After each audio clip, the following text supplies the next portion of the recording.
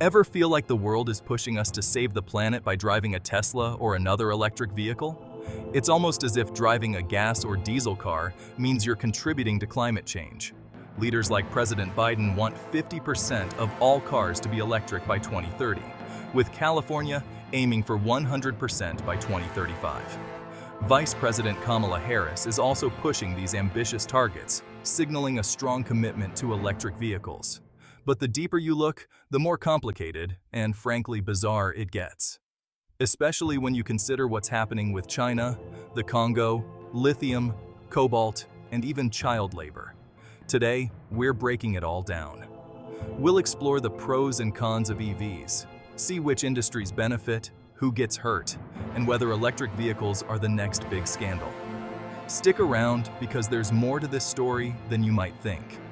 If you're into uncovering hidden truths and understanding big issues that aren't always talked about, subscribe to the channel. We're always exploring topics like this, breaking down complex narratives and bringing you insights you won't find in mainstream discussions. So, hit that subscribe button and join us on this journey.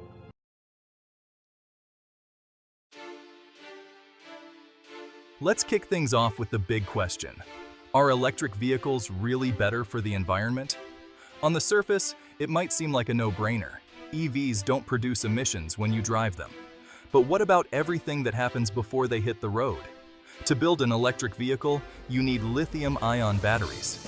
And this is where things start to get messy. Lithium, cobalt, and nickel are essential components, and getting them involves massive mining operations. For example, producing just 60 tons of lithium a year can mean digging up 20 to 30 million tons of earth, more than the annual coal output in all but a few US states. And it doesn't stop there. Transporting that material alone requires 75 tractor-trailer loads a day, each one powered by fossil fuels. We're not even talking about the excavators and diggers or the energy it takes to refine and transport these materials. The entire process is incredibly energy-intensive, contributing to greenhouse gas emissions, which kind of undermines the whole point of driving an electric vehicle, doesn't it? And let's not forget the impact of nickel and cobalt mining, both of which are energy-intensive and often involve environmentally destructive practices. Mining activities can lead to deforestation, loss of biodiversity, and soil and water contamination. In regions where water is already scarce, lithium mining can exacerbate water shortages, harming local communities and ecosystems. The reality is that, while EVs might not emit carbon dioxide while driving, the environmental cost of getting them on the road is much higher than you might think. But the environmental impact doesn't stop at the extraction process. The manufacturing of lithium-ion batteries is another significant contributor to greenhouse gas emissions. According to some studies, producing one lithium-ion battery can generate as much CO2 as driving a gasoline car for 8 years. That's a staggering figure, especially when you consider that the average lifespan of an electric vehicle battery is only around 10 to 15 years. And what happens to those batteries when they're no longer usable? Right now, battery recycling infrastructure is still in its infancy, meaning many of these batteries could end up in landfills, where they can leach toxic chemicals into the environment. Furthermore, the energy required to manufacture these batteries often comes from fossil fuels, especially in countries like China, where much of the world's battery production takes place. In fact, China's energy mix is heavily reliant on coal, meaning that even if an electric vehicle is driven in a country with a clean energy grid, the battery that powers it may have been produced using coal-fired electricity.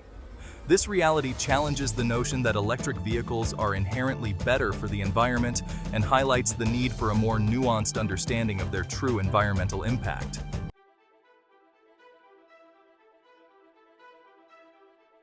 Now, let's talk about cobalt, another critical component of these batteries. Here's something most people don't know. The Democratic Republic of Congo supplies over 60% of the world's cobalt, and 15 out of the 19 mines there are owned and operated by China. Back in 2002, long before EVs were a thing, China started buying up these mines. It's almost like they saw this coming. A smart move if your goal is to control the future of the automotive industry. But there's a darker side. Many of these mines rely on child labor. We're talking about kids as young as 7 working in hazardous conditions for little to no pay. According to Amnesty International, as demand for cobalt increases, so does the pressure on these miners, including children, to ramp up production. It's hard to call EVs a clean alternative when child labor is part of the equation. This should make us all pause and think twice about what we're supporting when we choose an electric vehicle. Moreover, the conditions in these mines are often dangerous, with little regard for the health and safety of the workers. They face risks like tunnel collapses and prolonged exposure to toxic substances, which can lead to chronic health problems and even death. Despite these risks, the miners are paid very little, and the local communities see few benefits from the wealth generated by cobalt mining. This raises serious ethical concerns about the true cost of electric vehicles. The situation is further complicated by the fact that China controls much of the global supply chain for cobalt. By owning and operating the majority of the mines in the Congo, China has a significant influence over the global supply of this critical material. This gives them a strategic advantage in the global market for electric vehicles, potentially allowing them to dictate prices and terms for the rest of the world. It's a stark reminder that the push for electric vehicles is not just about environmental sustainability, it's also about geopolitical power and control. Additionally, the sheer scale of cobalt demand raises questions about the long-term sustainability of relying on this mineral. As more countries push for widespread EV adoption, the pressure on cobalt supplies will only increase, potentially leading to shortages and higher prices. This could make EVs less affordable for consumers and could also drive further environmental and social harm in the regions where cobalt is mined. The reliance on a single, ethically problematic resource like cobalt highlights the need for alternative battery technologies that are less harmful to both people and the planet.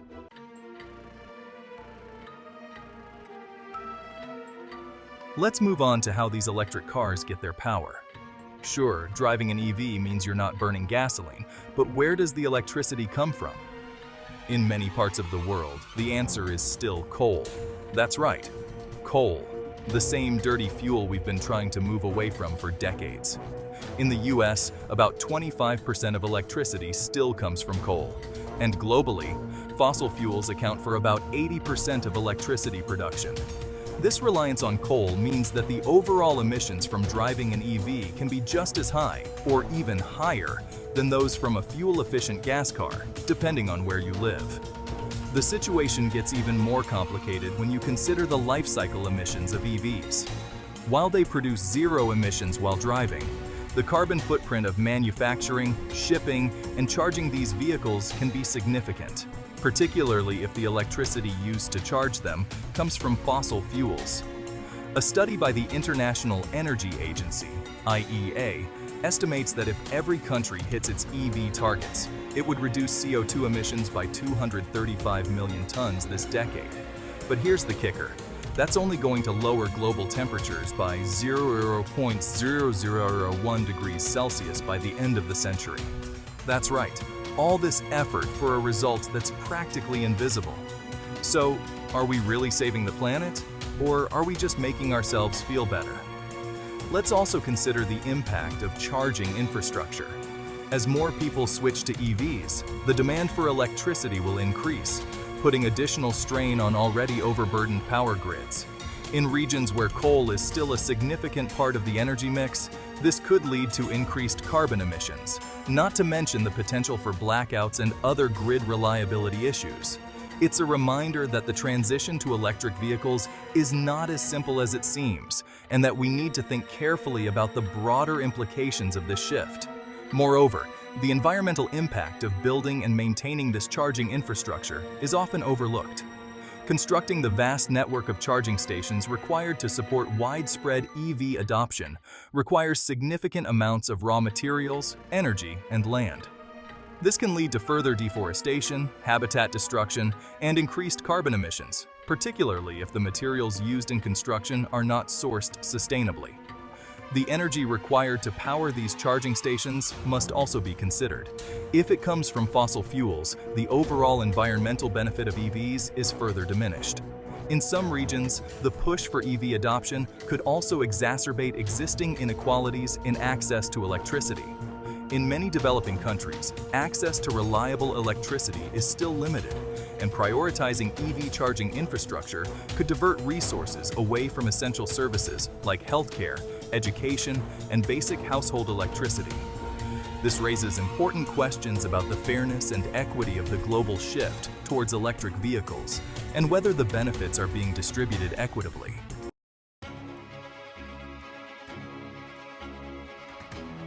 Who benefits and who gets hurt? Let's talk about who's actually benefiting from this electric vehicle revolution. First off, battery manufacturers are making a killing.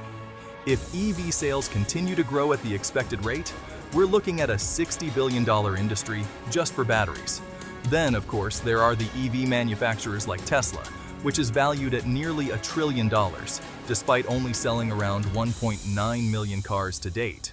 But what about the flip side? Who's going to get hurt? You might think big oil would be the biggest loser, but that's not necessarily the case. Even if every car sold in 2025 was electric, ExxonMobil predicts that global oil demand would still be at the same level it was in 2010 by 2040. Oil is still needed for other industries and petrochemicals, so big oil isn't sweating it too much. However, there are other players who stand to lose in this transition. Small gas station owners and mechanics who rely on gasoline-powered cars for their livelihood are at risk of losing their businesses. As more people switch to EVs, demand for gasoline will decline, and with it, the need for gas stations and traditional auto repair shops. These businesses could struggle to survive in a world where EVs dominate the market. Public transportation systems could also be affected. As more people switch to electric vehicles, there could be less investment in public transportation, leading to a decline in service quality and availability. This could disproportionately affect low-income communities and people who rely on public transit to get around. It's a reminder that the shift to electric vehicles is not just about individual choices. It's also about the broader impact on society and the economy. And then there's the impact on workers in traditional automotive industries. The production of electric vehicles requires different skills and expertise compared to traditional car manufacturing, and this could lead to job losses in industries that rely on internal combustion engines. While some workers may be able to retrain and transition to new roles in the EV industry, others may struggle to find employment, particularly in regions where traditional automotive manufacturing is a major employer. This could lead to economic hardship and social unrest in affected communities. Moreover, the global nature of the EV supply chain means that the benefits of this transition may not be evenly distributed. While companies in wealthy countries may reap the rewards of increased EV sales, the environmental and social costs are often borne by communities in developing countries where mining and manufacturing take place. This raises important questions about the fairness and equity of the global transition to electric vehicles and whether the benefits are being shared equitably.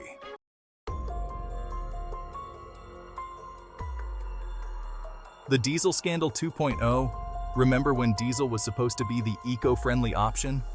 The UK government pushed diesel cars hard, but it turned out they were actually pumping out more harmful pollutants than gas cars, leading to thousands of premature deaths. It was a disaster, and now some experts are warning that EVs could be the next diesel scandal. Here's why. Governments around the world are betting big on EVs, but if the environmental and ethical issues we've talked about aren't addressed, we could be looking at another huge mistake. Just like with diesel, by the time we figure it out, it might be too late. There are already signs that the EV market could be heading for trouble. For example, the production of lithium-ion batteries is highly concentrated in a few countries, which makes the supply chain vulnerable to disruptions. If there were a sudden increase in demand for EVs, or if there were a disruption in the supply of critical materials like lithium or cobalt, it could lead to shortages and price spikes, making EVs less affordable for consumers. There's also the issue of battery disposal. As more EVs hit the road, the number of used batteries will increase. And if we don't have a plan in place to recycle or dispose of these batteries properly, we could be facing a new environmental crisis. Batteries contain toxic chemicals that can leach into the soil and water if not disposed of correctly, leading to environmental contamination and health risks. It's a reminder that the shift to electric vehicles is not without its challenges, and that we need to think carefully about how we manage this transition. Another potential scandal in the making is the carbon footprint of EVs. As we've discussed, the production and charging of EVs can generate significant carbon emissions, particularly if the electricity used to charge them comes from fossil fuels. If governments and companies continue to promote EVs as a silver bullet for climate change without addressing these underlying issues, they could be setting themselves up for a major backlash when the true environmental impact of EVs becomes more widely known. This could undermine public trust in EVs and in the broader efforts to combat climate change, making it harder to achieve the global carbon reduction goals we so desperately need.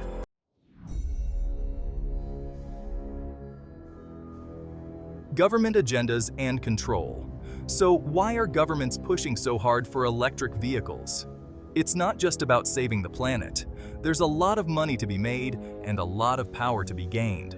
By promoting EVs, governments can stimulate new industries, control energy usage, and even increase surveillance through smart grids and charging networks.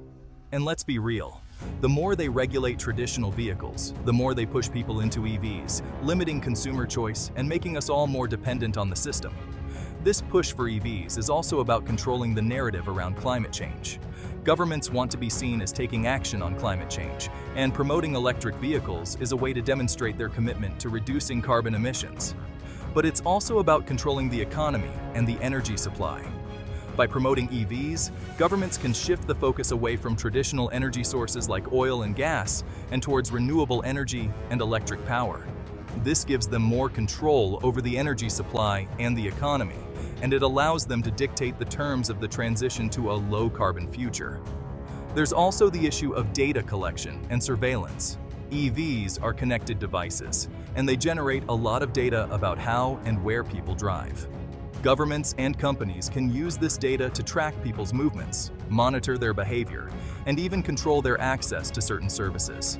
This raises serious privacy concerns and challenges our notions of personal freedom and autonomy. As we move towards a more connected and data-driven future, we need to think carefully about the implications of this shift for our privacy and our rights.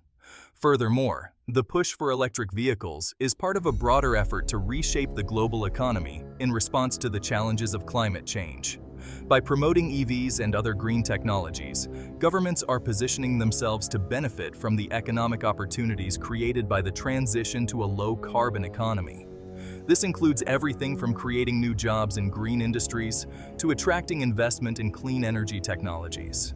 But it also means that governments have a vested interest in promoting certain technologies and industries over others, even if those technologies have their own environmental and ethical problems. The promotion of electric vehicles also ties into broader geopolitical strategies. For example, by reducing reliance on oil and gas, particularly from unstable regions of the world, governments can increase their energy security and reduce their vulnerability to global market fluctuations.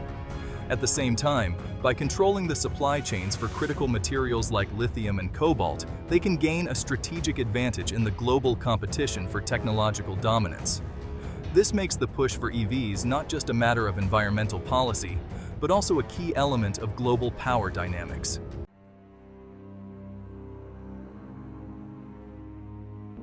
Conclusion: the bottom line. So, what's the bottom line? Are electric vehicles the future? Maybe. Are they the silver bullet to solve climate change? Probably not. The truth is, EVs come with their own set of problems: environmental, ethical, and economic. Before we all jump on the EV bandwagon, we need to take a hard look at what's really going on behind the scenes. The push for electric vehicles is about more than just saving the planet. It's about power, control, and money.